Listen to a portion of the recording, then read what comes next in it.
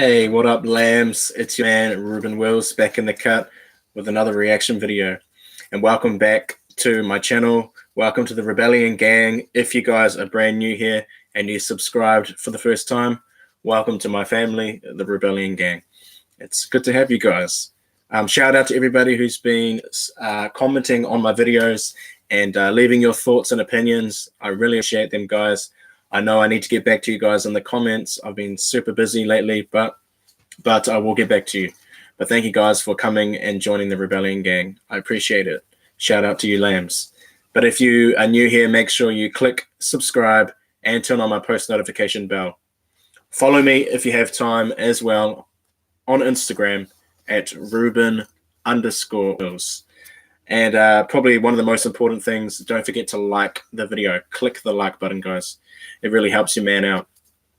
All right, guys, in this video today, we will be reacting to Mariah Carey talking about her 18 #1 hits, more than any other solo artist in history. Any other solo artist in history. And she's gunning for her 19th #1 hit this year, with the All I Want for Christmas Is You possibly hitting #1 this year. I know she's released a lot of stuff recently about, I think, All I Want for Christmas Is You tour or something along those lines. You guys let me know in the comments down below, because I know the lambs, you know exactly what's going on. Side note, I heard that the Caution album is up for consideration for Grammys, as well as some of the songs as well, With You and A No No, I believe. And I believe that she deserves to win Best R&B Album for Caution, because that album was fire. I still listen to it today. And also With You deserves to win, in my opinion, Best R&B Performance. Those are probably the most likely outcomes, I believe. But a lot of you guys have your own opinions. But wouldn't it be a boring world if we all didn't agree? I mean, if we all did agree, you know, sometimes we're going to have disagreements. So. But anyway, that's neither here nor there. So let's get straight into this video. It's just an amazing thing to know that she's nominated anyway, or about to be nominated. So it's looking good. But like I said, let's get into this video and let's hear her talking about her 18 #1 hits. It's about sort of everything that was happening in my life at the time. I wrote it when I had just signed my record deal with Columbia, and everything was going really well in my life, and it was a pretty amazing turning point. And that just inspired it. Okay. Well, how did you listen to this? This is what I'm starting to write for my next album. Okay, so that's the story of Vision of Love. Okay, her first song. Now, next song, Love Takes Time, that went #1. And a bunch of them sat around and they listened to it, and one of them looked up at me and said, "This is a #1 record. You have to put this on this album." And I was like, no. It took me so long to finish the first album, and I was just like, I'm done with this finally. And then I had to go back into the studio about me as a little girl liking something. Wow, so she didn't think that Love Takes Time was even going to be a #1 hit. Turned out to be a big #1 hit.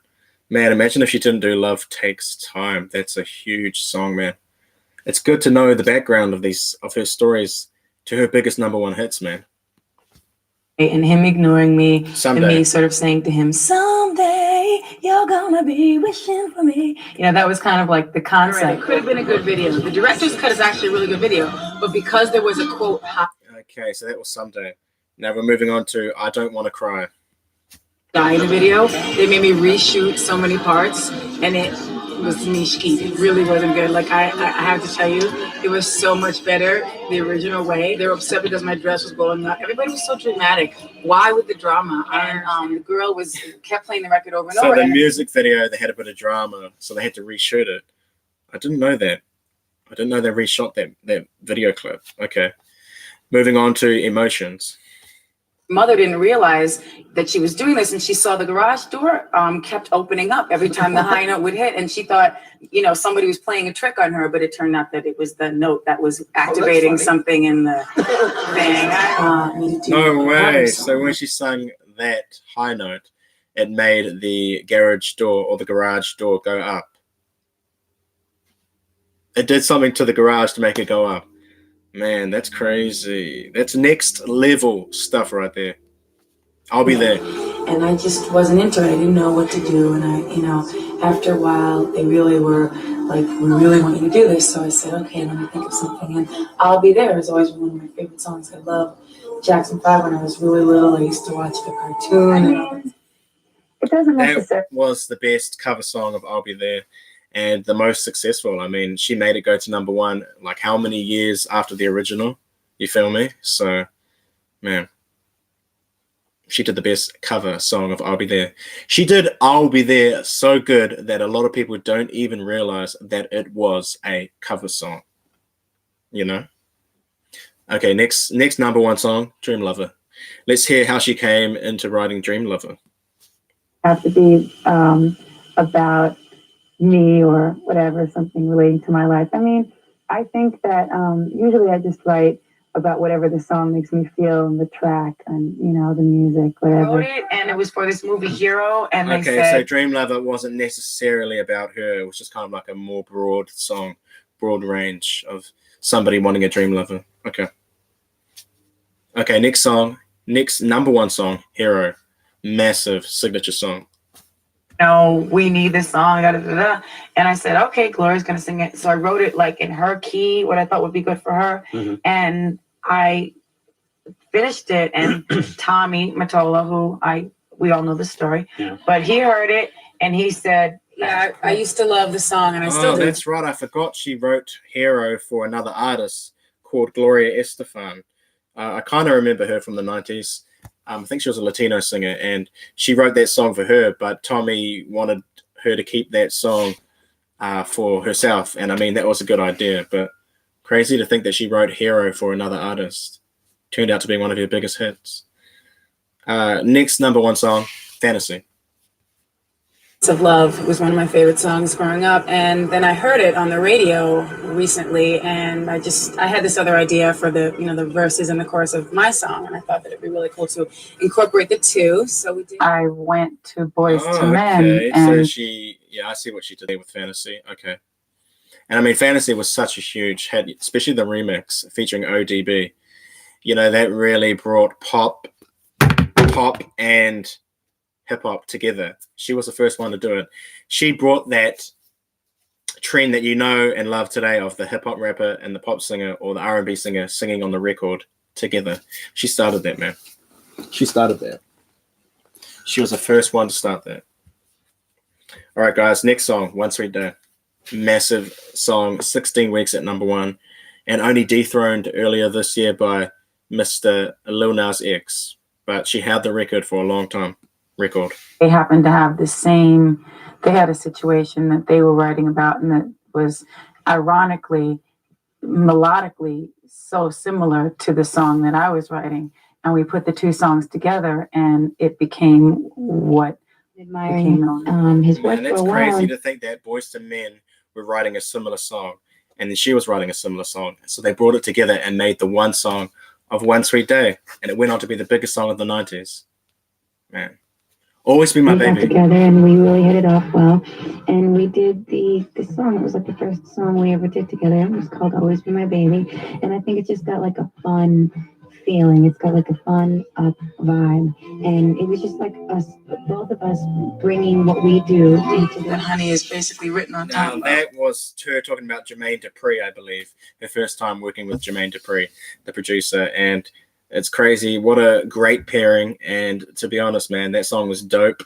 And it is probably the most well-known song in terms of radio and general public knowing that song. Always Been My Baby is always a hit. So, and I believe it was one of the most requested songs on radio from memory. So, yeah, man. Let's go to 1997, Honey, #1 hit.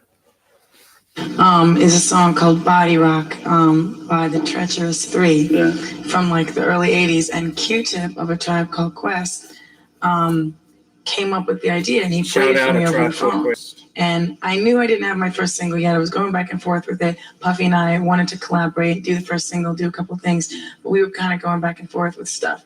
So, and I had songs that I liked, but I knew it wasn't exactly what I wanted yet. So he played me this song, and I was like, that's it. I knew when I heard that little bass line part and that whole Spanish kind of vibe. Latin Spanish. Yeah. Okay, so imagine if she didn't release Honey. Honey was definitely the best first single to release. It was like a new image, a new independence, you know, you feel me? Now we're talking about My All. Now that's a huge Spanish inspired song and one of her biggest #1 hits. My All is classic. Definitely, it's got a Latin feel. And yeah, Latin feel. We were in the studio working on other songs, Walter and I started singing him that melody. And we just did it, and I wanted to keep it really simple. I think it's lush, but it's simple. Yeah. You know, it's big, but it's also intimate feeling. So critics get a little bit cynical, like, oh, it sounds like this. Yeah, it was definitely one of her best tracks. My All it's always got that big feel to it, but at the same time, it's very intimate, like she said. Next #1 hit, Heartbreaker. Sounds like that. And yes, it does have that. I wrote both of those songs. Right. I have a style of writing. Just like someone who writes folk music tends to lean in the same melodic or chord structural direction. But to me, the chorus is more like Dream Lover. If you think of it, heartbreaker, you got the best of me. Dream Lover, come rescue one of my me. favorite, most underrated singers. I love it when she just starts singing out of nowhere, you know. Every time it gets me. Thank God I Found You is the next song, but Heartbreaker, that was a huge #1 hit in New Zealand, and I believe the last #1 hit she had in New Zealand, because I believe years later, you know, her biggest hits only got to about #2 here. So yeah, that was huge. Heartbreaker was definitely a big song. The next one, Thank God I Found You, 2000. And we sang that song together. And then we said it needs a group kind of feeling on the chorus. And we called 98 Degrees. And so that's how that song came. Like, LA's here with the financier people. Oh yeah, I forgot that 98 Degrees was on that song with her. And you know what a song that was too. It's always it's one of her most one of her most forgotten, I should say. Man, I'm not even speaking English properly. One of her most forgotten #1 hits. A lot of people don't reference that one, but yeah, it did go #1. Next one, obviously her biggest comeback ever, We Belong Together, and one of the big songs of 2005 and the biggest song of the whole 2000s decade. Let's check out We Belong Together, the #1 song. And they're like, he wants to come down and see you. So I'm like, oh no, I'm not done with this song. I'm like, what do I do with this outro, this ending? I don't know. I'm like, when you laugh, I go into a tangent. And my friend was there, and then that's why the end ends with that long no, because I didn't have time to think of like a bunch of ad-libs. Man, I didn't know that about We Belong Together. I do remember it was one of the last songs she recorded on the album, but I didn't realize that she just went into the higher octave because she had to hurry up and finish the song. And she didn't know what to do with it, so then she just did that whole long note at the end and just made it a big outro. And that is one of her biggest, most recognized songs, We Belong Together. Crazy. What a #1 hit that was. The next one, Don't Forget About Us. Another big song. The Emancipation of Mimi was finished, and then L.A. Reid, the CEO of the label, loved it so much, and he said, we really need to put this out, you know, now. So basically it's a love song, and it's just saying to somebody, you know, there was something good. Don't forget about it. Right. See, that's my whole thing. It's pretty self-explanatory, that song, you know, don't forget about us. Don't forget about what we had. And I love that song. It's always a good one to throw back to, you know. Great #1 hit. Okay, let's check out her last #1 hit from 2008, Touch My Body. People think that like everything has got to be so serious and whatever, and then I take it so seriously. But we were just like, okay, we get it. Right. Film it. And have fun and put it out. Jack was very, very funny. Jack was hilarious, and I had to. So that song was just for fun, you know, Touch My Body. It wasn't anything serious. And that music video, if you haven't seen Touch My Body music video, it's just a classic, funny video. And the way they did that music video with Brett Ratner, I believe, they just had fun. You know, it was just a fun song. And I guess they probably didn't even think it would go to #1, but it did. It was one of her last #1 hits. And I think she's overdue for another one. So she may just get it this year with All I Want for Christmas Is You. 25 years since the Merry Christmas album, the biggest selling Christmas album of all time. And also 25 years since the song came out. For it to finally go to #1. For that to happen would be lit. That'd be amazing. Anyway, guys, we'll see what happens. Time will tell. But I think it's gearing up to be a big Christmas for Mariah Carey and for all of the lambs.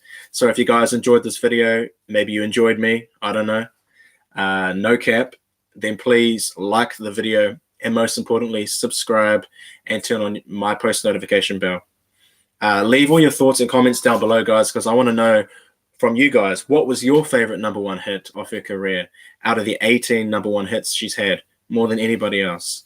Let me know what song is your favorite. Maybe you have about 3 or 4. I don't know how many you have. Let me know. I want to know who likes which song and which is the most popular song out of the #1 hits. All right, guys, don't forget to like the video like I said earlier. And yeah, guys, I'll see you in the next MC video. Subscribe. That's all I can say. All right, guys, I'll see you soon. Take care of yourself. Stay fly, stay fully, and remember, stay humble.